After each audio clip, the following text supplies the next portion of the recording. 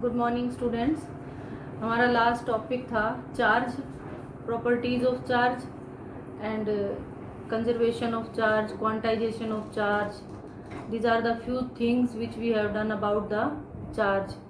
The forces between the charges, attractive force and repulsive force. For example, two charges हैं हमारे पास, अगर 2 point charges हैं हमारे पास, like charges हैं, तो इनके बीच में क्या होगी? If they are like charges, then there is repulsion between these charges. और if they are unlike, मतलब एक पॉजिटिव है और एक नेगेटिव है, तो इन दोनों के बीच में क्या होगा? अट्रैक्शन होगा. तो ये हमने कुछ पॉइंट्स थे जो पीछे डिस्कस किए. हमारा आज का टॉपिक है Coulomb's law, vector form of Coulomb's law and superposition principle. Now we start from the Coulomb's law. Coulomb's law basically अभी हमने जो पीछे डिस्कस किया है, हमने किया कि दो चार्जेस हैं. Late us consider two charges plus Q, Q1 and plus Q2. These are the two charges. If the charges are like charges, then they will experience a force, and that force will show repulsion between these two charges. और इसको हम एक show कर देते हैं ऐसे. If there is r distance between these two charges, ठीक है, then this force Q1, this charge Q1 will exert a force on this charge Q2, ठीक है, and this charge Q2 will exert a force on Q1. Now we will represent F12, force on charge Q1 due to Q2, and F21, force on charge 2 due to 1. Now Coulomb's law क्या कहता है? Coulomb's law gives the magnitude of that force. यानी कि हमें ये पता है, we will know that if the like charges, then there is attraction. अगर like charges हैं तो वो क्या करेंगे? एक दूसरे को अट्रैक्ट करेंगे, अट्रैक्शन होगी उनके बीच में. और इफ अनलाइक चार्जेस हैं तो उनके बीच में क्या होगी? रिपल्सन होगी. ये जो कंसेप्ट है ये हमें अभी तक पता है, हम ये चार्जेस में पढ़ चुके हैं. बट वो फोर्स, वो अट्रैक्टिव फोर्स और वो रिपल्सिव फोर्स जो होगा उसका मैग्नीट्यूड क्या होगा, वो हमें कूलम्स लॉ से पता लगता है. Now according to Coulomb's law, the force of attraction और repulsion between that charges is directly proportional to the product of charges. The force of attraction and repulsion between these two charges, ये दो charge हैं Q1 और Q2, इनके बीच में जो attractive या repulsive force होगा depending upon the sign of these charges, that is directly proportional to the product of these charges. And the second one is that force is inversely proportional to the square of distance between their centres.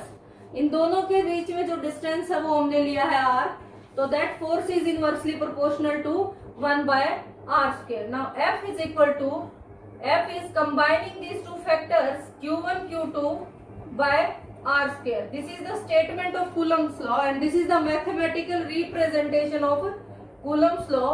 According to Coulomb's law, the magnitude of force या force of attraction and repulsion between two charges is directly proportional to the product of the charges and inversely proportional to the square of distance between their centers, and this is equal to F is equal to 1/4 pi epsilon naught Q1 Q2 by r². Q1 Q2 by r². तो 1/4 pi epsilon note क्या है? ये constant है K. K is equal to 1/4 pi epsilon naught. फिर K is equal to 1/4 pi epsilon naught. तो K की value क्या है हमारे पास? 9 इंटू 10⁻⁹. अगर मैं इसको फॉर्मूले के हिसाब से देखूं तो डायमेंशनली हम ले लेंगे K Q1 Q2 by are square. अब देखो डायमेंशनल फार्मूला क्या आ जाएगा के का, ये तो इधर आ गया न्यूटन मीटर स्क्वायर और चार्जेस नीचे आएंगे तो पर कूलम स्क्वायर, तो इसकी वैल्यू है न्यूटन मीटर स्क्वायर पर coulomb square. And epsilon note is absolute permittivity of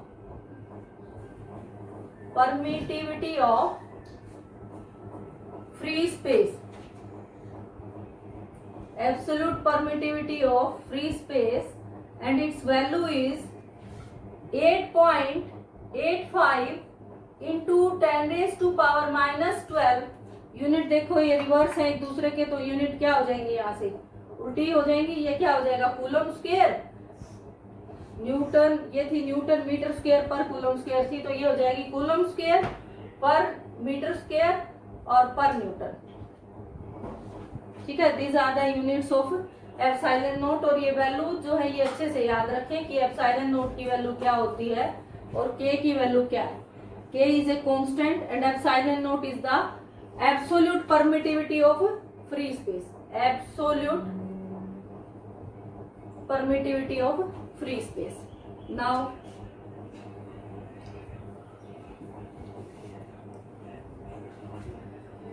अब ये है कि ये जो फोर्स है हमने जो फाइंड आउट किया है, ये कब फाइंड आउट किया, ये फार्मूला हमने जो लिखा F is equal to 1/4 pi epsilon naught Q1 Q2 by R square. This formula is for when the charges are in free space. ठीक है, जब चार्जेस को हमने कहा रखा है फ्री स्पेस में रखा है। बट अगर हम ये कहें कि if we will put this charges in a medium, अब वो मीडियम कुछ भी हो सकता है। मैंने कहा मान लो कि हम कहें कि ये Q1 Q2 दो चार्जेस हैं and this charges are put in water में है ये, तो उस केस में जो फोर्स होगा उसका मैग्नीट्यूड क्या होगा हमारे पास, उस केस में जो मैग्नीट्यूड है उस पर क्या इफेक्ट आएगा वो देखते हैं। अब वाटर में इनको रख दिया तो फोर्स क्या आ गया हमारे पास, F is equal to 1/4 pi epsilon Q1 Q2 by R square. Epsilon is the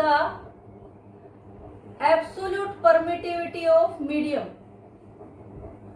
absolute permittivity of a medium.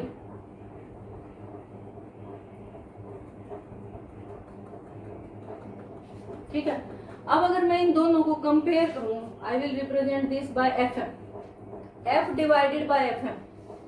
तो यहां से क्या रिलेशन निकलेगा देखते हैं। F divided by Fm this is equal to 1/4 pi epsilon naught Q1 Q2 by R square. ठीक है, इसको इससे डिवाइड करेंगे तो ये टर्म्स कहाँ जाएगी, ऊपर चली जाएगी। 4 pi epsilon into R square divide by Q1 Q2, cancel, R square से R स्क्वायर कैंसल, 4 पाई से 4 पाई कैंसल, तो ये क्या आ गया हमारे पास, epsilon divided by epsilon naught. तो F divided by Fm is equal to epsilon divided by epsilon naught. Remember this relation, इसे याद रखें, ये पेपर में बहुत काम। Now F divided by Fm is equal to epsilon by epsilon naught, and this term epsilon by epsilon naught is a constant K, and from here epsilon is equal to K epsilon naught। Epsilon की value क्या आ गई हमारे पास, K epsilon naught। तो यहां से अगर हम इसको पुट करते हैं इस इक्वेशन में, F divided by Fm is equal to K epsilon naught divide by epsilon naught. Epsilon naught से एप्सिलॉन नोट कैंसल, तो यहां से मैं Fm निकाल लेते हैं। Fm इज इक्वल टू क्या आ जाएगा, Fm is equal to F divided by K। K is a constant, ठीक है, and its value is different for different mediums. For example, value of K for air is equal to K for air is 1 and for water its value is equal to 80. तो K की value different mediums के लिए different है। तो अब एक numerically इसको देख लेते हैं इस चीज को कि इससे क्या चेंज आएगा हमारे पास। मान लो कि हमें कहा कि एक सब्सटेंस है, दो चार्जेस है। सबसे पहले वो चार्जेस कहाँ रखे गए हैं? फ्री स्पेस में। Q1 and Q2 are two charges and that charges are kept in free space. अब इन दोनों चार्जेस को फ्री स्पेस में रखा। फ्री स्पेस में अगर रखते हैं तो इनके लिए जो फार्मूला होगा वो हमारा क्या बनेगा? F is equal to 1/4 pi epsilon naught Q1 Q2 by R square. And we are saying that find the force when these charges are kept in a medium. जब इन्हीं चार्जेस को किसी मीडियम में रख दिया जाता है then you will have to find the force. अब ये हमने जो चार्जेस हैं Q1 Q2 अब हमने ये रख दिए हैं किसी मीडियम में। अब हम इसके बीच में क्या फोर्स होगा, इसका मैग्नीट्यूड क्या होगा फोर्स का, वो देखते हैं। तो Fm हम यहाँ से क्या लेंगे? Fm is equal to 1/4 pi epsilon naught Q1 Q2 by R square. ठीक, या तो हम ये करें कि फिर से इनको कंपेयर करें और फिर से यहाँ तक पहुंचे और इस वैल्यू को फाइंड आउट करें, या दूसरा हमारे पास सीधा सा है कि Fm क्या है हमारे पास, फार्मूला क्या आया? F divided by K। अब K फॉर एयर इज 1 होता है, बट हमने क्या किया है, इनको एयर से वाटर में रख दिया। तो वाटर का जो वैल्यू है K की, वो वैल्यू कितनी है? 80। K फॉर वाटर इज 80, तो हमने रख दिया Fm is equal to F divided by 80। यानी कि अगर आपको वो कहे कि ओरिजिनली जो फोर्स था उसका मैग्नीट्यूड 10 न्यूटन था, दो चार्जेस हैं और वो चार्जेस जब फ्री स्पेस में थे तो उनका जो बीच में जो फोर्स है दैट इज 10 न्यूटन। वो अगर 10 न्यूटन है तो what is the effect on the magnitude of the force when that charges are placed in a medium like water? ठीक है, then that charges are placed in water। तो क्या relation, क्या value आ जाएगी? Fm is equal to F divided by K and Fm is equal to F कितना है आपके पास? 10 डिवाइडेड बाय 80, तो क्या आ गया? 1/8 न्यूटन। ठीक है, this is the value of magnitude of force when the charges are placed in a medium. ठीक है, नेक्स्ट है Coulomb's law in vector form. Vector form में कूलम्स लॉ की क्या वैल्यू होगी, क्या कैसे निकालेंगे हम कूलम्स लॉ को वेक्टर फॉर्म में? अब देखो, कूलम्स फोर्स होता है act along the line joining the charges. ये हमने अभी भी बताया कि let us consider Q1 and Q2 with the two charges and R is the distance between these two charges, then that coulomb force between the charges, इन दोनों charges के बीच में जो कूलम फोर्स एक्ट करेगा वो कहाँ एक्ट करेगा? Act along the line joining the charges. ध्यान रखें, force always act along the line joining the charges. अब क्या होगा इसमें? F12, मैंने आपको फिर पहले भी कहा था कि F12 क्या लेंगे हम? F12 is the force on charge Q1 due to Q2। F12, ये टर्म्स बहुत अच्छे से ध्यान रखें। F12 is force on charge Q1 due to Q2। Now F21, अब देखो इस चार्ज के ऊपर इसकी वजह से जो फोर्स होगा उसकी डायरेक्शन इधर होगी। ठीक है, क्योंकि दोनों लाइक चार्जेस हैं, तो हमने दिखा दिया इसको F21। ठीक, अब ये हो गया F21 is force of Q2 due to Q1 की वजह से। ठीक है, अब इसको समझने के लिए हम एक कोऑर्डिनेट सिस्टम ले लेते हैं। ये एक्स एक्सिस है ये, और ये वाई एक्सिस है, और ये ओरिजिन है। अब ये जो दो चार्जेस है हमने इनको यहां मान लिया, ये Q1 है और ये Q2। Q1 का ओरिजिन से जो पोजीशन वेक्टर है यानी कि जो डिस्टेंस है वो हमने मान लिया R1 है। Q1 का ओरिजिन से डिस्टेंस R1 है और Q2 का ओरिजिन से जो डिस्टेंस है वो क्या है, R2 है। Distance of Q2 from origin is R2। अब हम इन फोर्सेस की डायरेक्शन भी बना लेते हैं जो हमने देखे थे। Q1 पे जो फोर्स एक्ट करेगा Q2 की वजह से उसकी डायरेक्शन इधर होगी, और Q2 पे जो एक्ट करेगा Q1 की वजह से उसकी डायरेक्शन इधर होगी। ठीक है, अब ये जो है ये पोजीशन वेक्टर बच गया इनके बीच में। ठीक, अब हम लेते हैं कूलम्स लॉ के अकॉर्डिंग। वेक्टर फॉर्म है तो वेक्टर फॉर्म में डायरेक्शंस का बहुत कंट्रीब्यूशन रहेगा और यही हमें ध्यान रखना है। अब हम ले लेते हैं, मानते हैं सबसे पहले फोर्स निकालें हम F12। Now according to Coulomb's law F12 is equal to क्या होगा हमारे पास, K Q1 Q2 divide by, अब ये फैक्टर देखें, सबसे पहली बात यही आएगी कि एक्चुअल में तो इन दोनों का ये जो डिस्टेंस है ये आना है, लेकिन इस डिस्टेंस को हम लेंगे क्या, देखो ये टर्म्स जो है इनको हम बहुत ध्यान से देखें। यहाँ पे पोजीशन वेक्टर्स का बहुत बड़ा कंट्रीब्यूशन रहेगा। R12 पोजीशन वेक्टर मैं ले लेती हूँ, एक है R12 और एक है R21।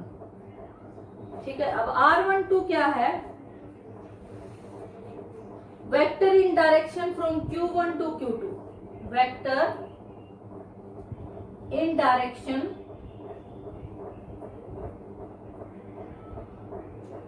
From Q1 to Q2, यानी कि जो ये R12 वेक्टर है इसकी डायरेक्शन क्या है, Q1 से Q2 की तरफ है। अब मैं इसको बना देती हूँ, ये हो गया R12 Q1 टू Q2। तो साइमल्टेनियसली दूसरा वेक्टर क्या होगा, R21, it means vector in direction from Q2 to Q1,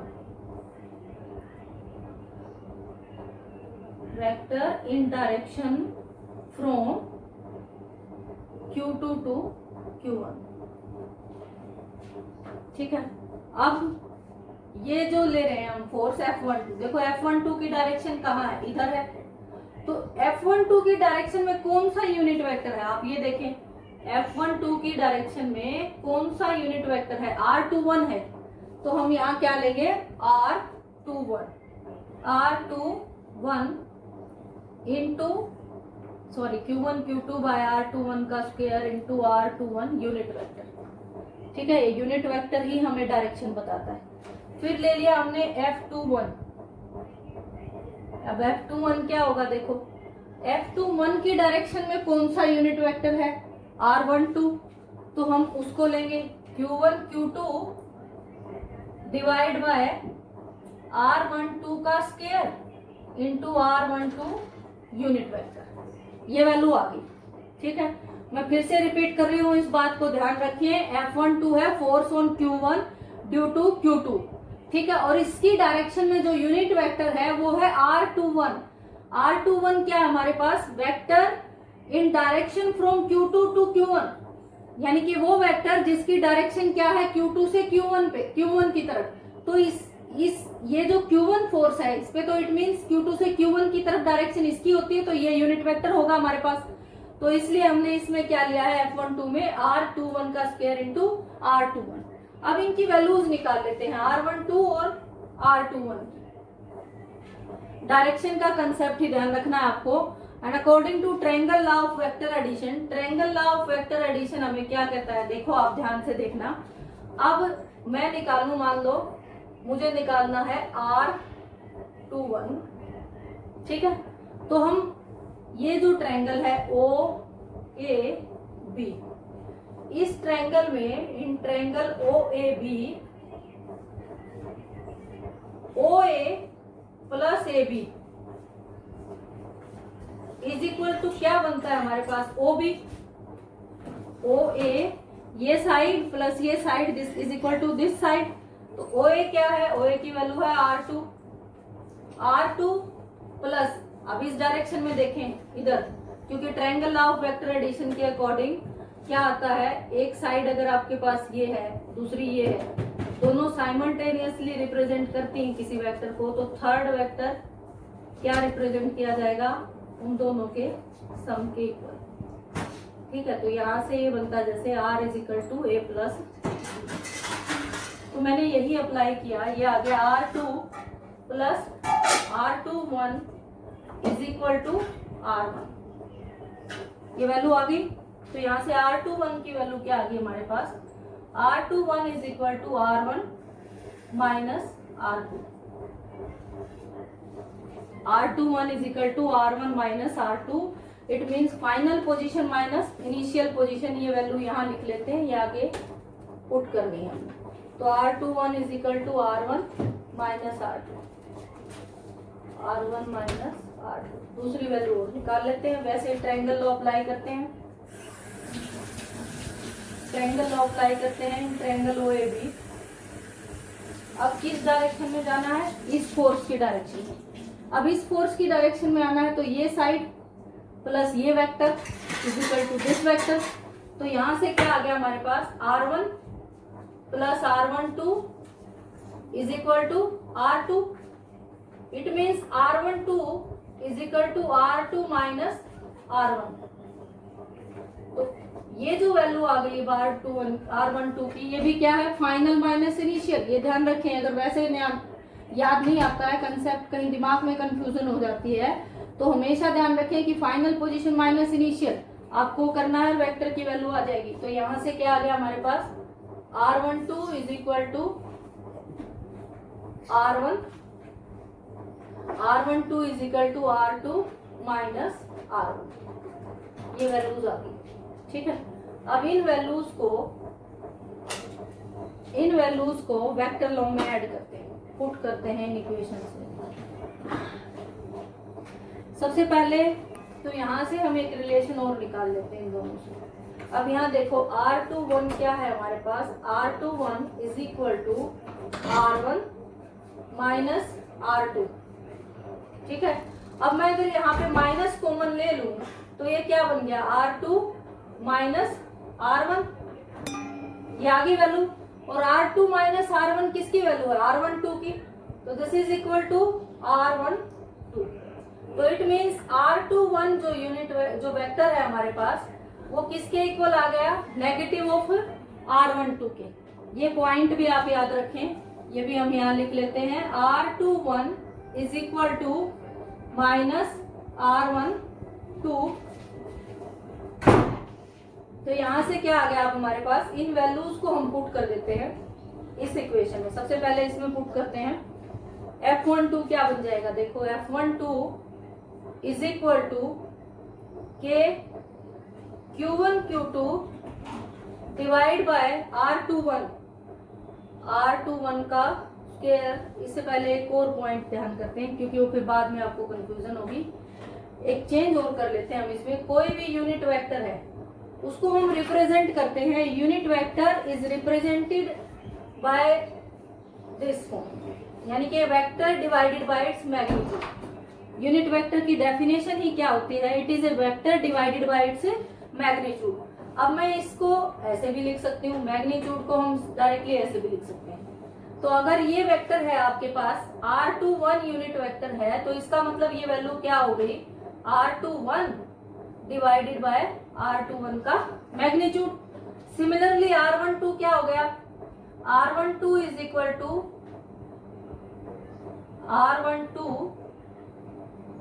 is equal to vector R12 divided by magnitude of R12। इन वैल्यूज को मैं अगर यहाँ पुट कर दूं तो ये क्या बन जाएगा, देखो R21 divided by R21।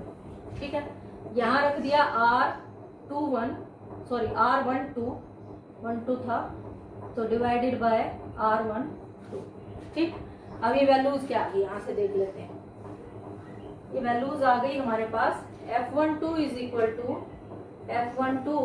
Equal to के Q1 Q2 divide by R21 की क्यूब इंटू R21 वेक्टर। ठीक, इधर आ गया F21 इज इक्वल टू के Q1 Q2 divide by R12 cube into R12 vector. ये वैल्यूज आ गई। अब इनमें हम क्या पुट कर देंगे, इन वैल्यूज को पुट कर देंगे। R21 की जगह पे हम ये रख देंगे और R12 की जगह पे हम ये वैल्यू पुट कर देंगे। अब इक्वेशन क्या हो जाएगी, अब इक्वेशन आ जाएगी हमारे पास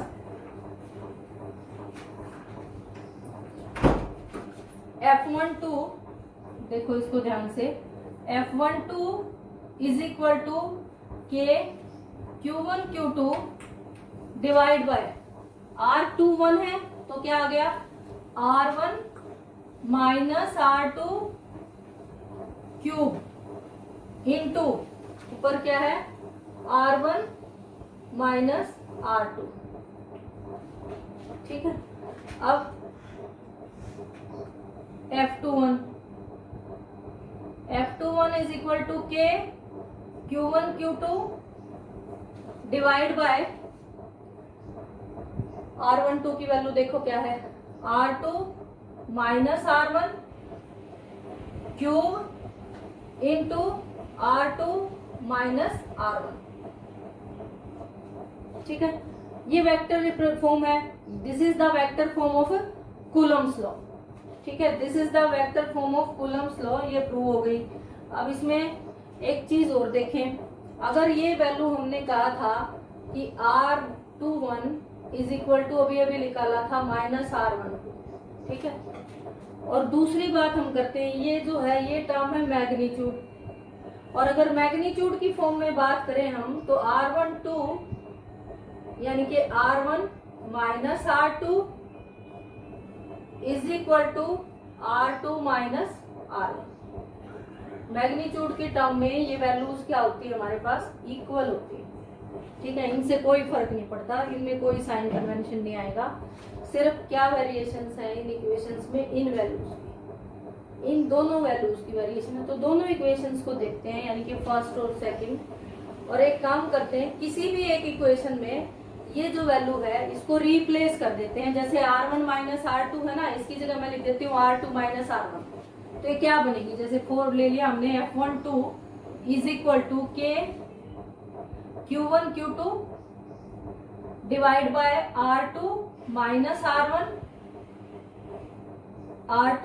R1 की क्यूब इंटू, अब ये जो वैल्यू है ये किसकी है, ये है हमारे पास R21 की वैल्यू, और R21 किसके इक्वल है, माइनस R12 के। मैं इसको पुट कर देती हूँ माइनस R1। अब ये क्या आ जाएगा, नेगेटिव ऑफ के Q1 Q2 divide by R2 minus R1 cube. ये वैल्यू किसकी है, पूरी की पूरी देखो। अगर इसको हम वैसे देखेंगे तो वैल्यू किसकी आ रही है हमारे पास, और इनटू आपके पास है R12 का मतलब साफ साफ क्या है ये देख लो। अब R12 क्या था हमारे पास, R2 माइनस R1 था, तो इट मीन्स ये जो वैल्यू है इसको इसके इक्वल है ये। तो ये पूरा का पूरा किसके बराबर आ गया, के Q1 Q2 R2 minus R1 की cube into R2 minus R1। तो ये किसके इक्वल है, F21 के इक्वल है। तो यहां से क्या आया हमारे पास, from this equation F12 is equal to minus of F21, और ये कौन सा लॉ है, ध्यान हो, to every reaction there is equal and opposite reaction, Newton's third law. ये स्टेटमेंट किसका है, न्यूटन्स थर्ड लॉ का है। ठीक है, तो यहां से क्या हो रहा है, न्यूटन्स थर्ड लॉ भी वेरीफाई है। अब next now we will start superposition principle. Superposition principle क्या कहता है हमें, it states that if number of charges, if there are number of charges, for example एक चार्ज है Q1, इसके ऊपर बहुत सारे चार्जेस जो है उनकी वजह से फोर्स है। ये Q2 है, ये Q3 है, ये Q4 है, ये Q5 है, ठीक है। And this charges are exerting force on this charge Q1, on this charge Q1। ये हमने लिख दिया F15। Q2 से जो आएगा वो लिख देंगे हम F12। ये आ गया F14 और ये चार्ज मान लो Q3, तो ये हमारे पास आ जाएगा F13। तो according to superposition principle, it states that if number of charges are interacting, then total force on a given charge is vector sum of individual forces on that charge। For example, यहाँ पे क्या था, Q1 एक charge है, इस Q1 charge के ऊपर Q2 भी फोर्स एक्सर्ट कर रहा है, Q3 भी कर रहा है, Q4 भी कर रहा है, Q5 भी कर रहा है। तो ये जो सारे के सारे चार्जेस जो फोर्स इस Q1 के ऊपर एक्सर्ट कर रहे हैं, तो इस Q1 पे टोटल फोर्स क्या होगी, that force is given by the vector sum of all the forces. That force is equal to F12 plus F13 plus F14 plus F15। And F12 क्या है हमारे पास, F12 is force on Q1, force on charge Q1 due to Q2। Similarly F13 is equal to force on Q1 due to Q3 and so on, ठीक है। तो जो force F12, F13, F14, F15 ये जो individual forces थे, इन सब को अगर हमने ऐड कर दिया तो वो क्या आ गया हमारे पास, total force on that charge. And this is the statement of superposition principle. Now we will see some numericals. Find the numericals based on this topic. If minus 80 coulomb charge is kept on the body, आपसे पूछा कि if minus 80 micro coulomb charge is kept on a body, then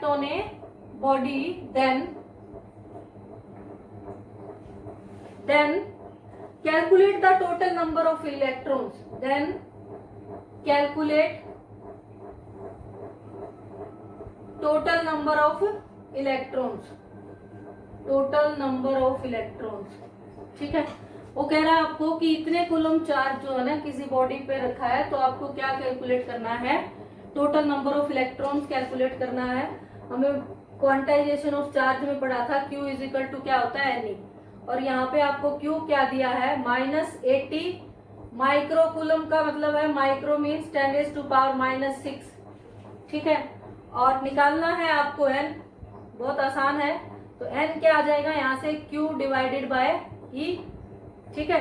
ये value लिख लो, -80 into 10⁻⁻⁶ divide by -1.6 into 10⁻⁻, कितना आएगा 19, 10⁻⁻19 coulomb होता है charge की वैल्यू इलेक्ट्रॉन के। तो ये कैंसिल हो गया आपके पास, ये आगे वैल्यू हमारे पास 5 और ये ऊपर चला जाएगा, तो 10⁻⁻6 इंटू 10⁻⁻19 था, और प्लस ये अगर इसकी जो जीरो हम कैंसिल करते हैं तो इट मीन्स ये हमारे पास कितना आ गया था, 10⁻20। तो ये कितना बच गया, 10⁻14, ठीक है। 5 इंटू 10⁻14 नंबर ऑफ इलेक्ट्रॉन्स आ गया, ठीक है। This is the value of this number of electrons. Next है एक और न्यूमेरिकल हम देख लेते हैं। If force act between two charges is 5, अगर दो चार्जेस हैं, अब आपके पास Q1 Q2 दो चार्जेस आपको दे दिए, और उसने कहा कि इनके बीच में जो फोर्स एक्ट कर रहा है that force is represented by 5, ठीक है। ध्यान से सुने इसको। If force acting between two charges is 5, if charges becomes doubled. अब वो कह रहा है कि इफ चार्जेस Q1 और Q2 जो है वो क्या हो जाए, डबल हो जाए। इट मीन्स अगर ये पहले Q1 और Q2 Q के इक्वल थे तो क्या हो गया, Q1 is equal to Q2 is equal to 2Q। इनकी वैल्यू क्या हो गई, डबल हो गई। Then if charges becomes double, distance between them is half। और डिस्टेंस जो है उनके बीच में वो क्या हो जाए, R1। मान लो पहले ये डिस्टेंस हमने था R1 is equal to R मान लिया हमने इसको, ठीक है, पहले ये R के इक्वल था। तो अब जो डिस्टेंस होगा वो क्या हो गया, R2 is equal to R/2, ठीक है। तो अब डिस्टेंस क्या कर रहा है, वो इनके बीच में हाफ हो जाए। तो न्यू फोर्स कैलकुलेट करें कि क्या होगी।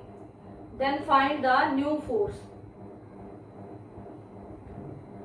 न्यू फोर्स क्या होगी, देखो न्यू फोर्स के लिए हमने फार्मूला लिया F' is equal to, general formula पहले क्या है हमारे पास, Q1 Q2 डिवाइड बाय क्या लेते हैं हम, R²। ये जनरल है हमारे पास अकॉर्डिंग टू कूलम्स लॉ, ठीक है। हम जो भी करेंगे इसी में रिप्लेस करेंगे। अब उसने कहा कि चार्जेस बिकम्स डबल्ड, यानी कि Q1 की वैल्यू भी हमने क्या रख दी, 2Q रख दी, और Q2 की वैल्यू भी क्या रख दी, 2Q रख दी, ठीक है। And the distance between them is half. Distance half है तो क्या हो गया, R/2, लेकिन इसका क्या है, स्क्वायर। तो वैल्यू क्या आ जाएगी हमारे पास, K इंटू देखो 4Q into Q divide bye, अब R²/4 बन गया। और ये अगर ऐसे है R²/4 तो हम ये वैल्यू कहाँ चली जाएगी, ऊपर चली जाएगी। तो ये ले लिया हमने R² इंटू 4, ये आ गया हमारे पास 16 into Q into Q divide by R²। अब ओरिजिनल फोर्स में अगर हम Q1 is equal to Q2 is equal to Q मान रहे हैं, तभी तो ये दोनों के लिए 2Q है, नहीं तो हम दोनों के लिए क्या मानेंगे, 2Q1 और 2Q2 ऐसे।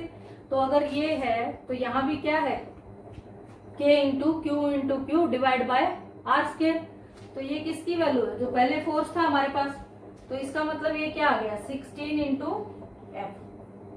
अब अगर वो आपको कहे कि ओरिजिनल फोर्स की वैल्यू 5 है तो यहाँ क्या लिख देंगे हम, 16 इंटू 5, 16 इंटू 5।